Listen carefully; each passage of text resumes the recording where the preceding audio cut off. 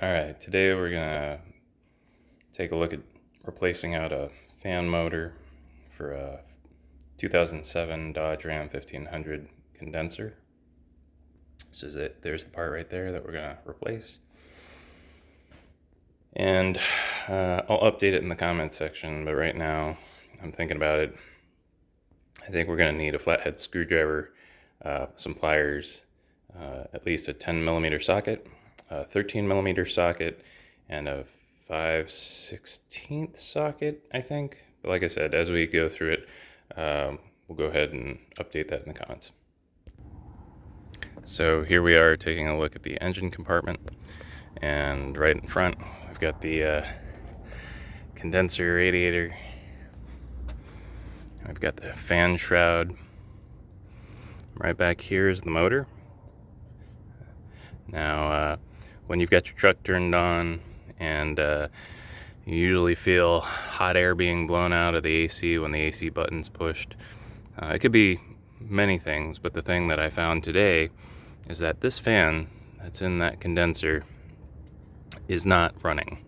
And it's notorious, this year's model, I think 2005 through 2008 maybe, that this particular motor goes out.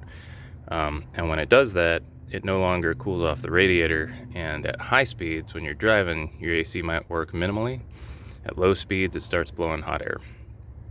So we're going to go ahead and start disconnecting things, and then taking the shroud out, this whole big plastic piece. We're going to take apart and split this shroud in half, get to the fan, take out the motor, and then replace it and put everything back together in the reverse order. Now, a couple of things to note on the front side of the engine. This is where we're going to be not disconnecting anything. If you want, you can flush the Freon and take apart all of the plumbing that goes to the AC.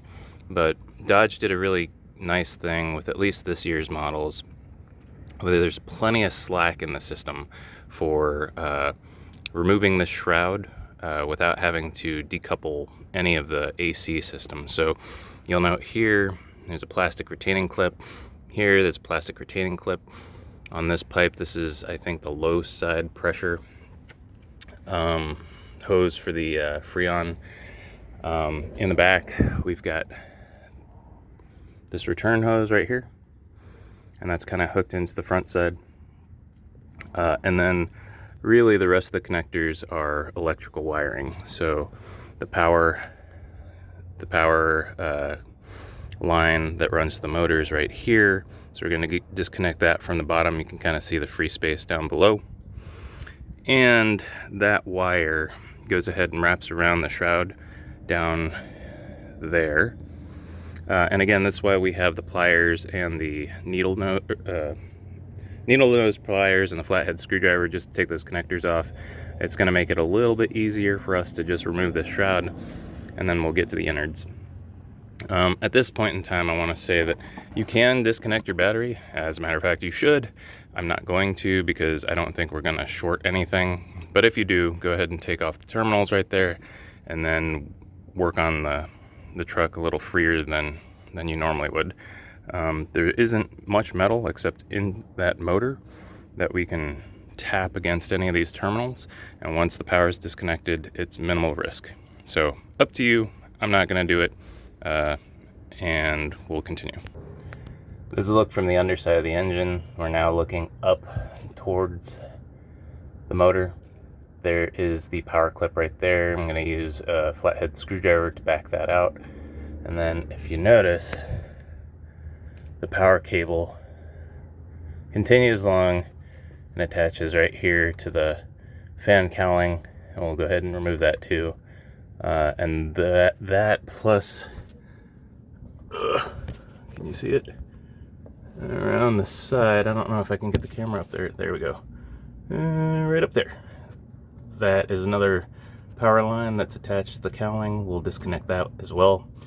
And then we'll work on the 10mm bolts that are attaching this cowling right here. If I back out a little bit, it's just sitting in these rubber grommets right there and right here.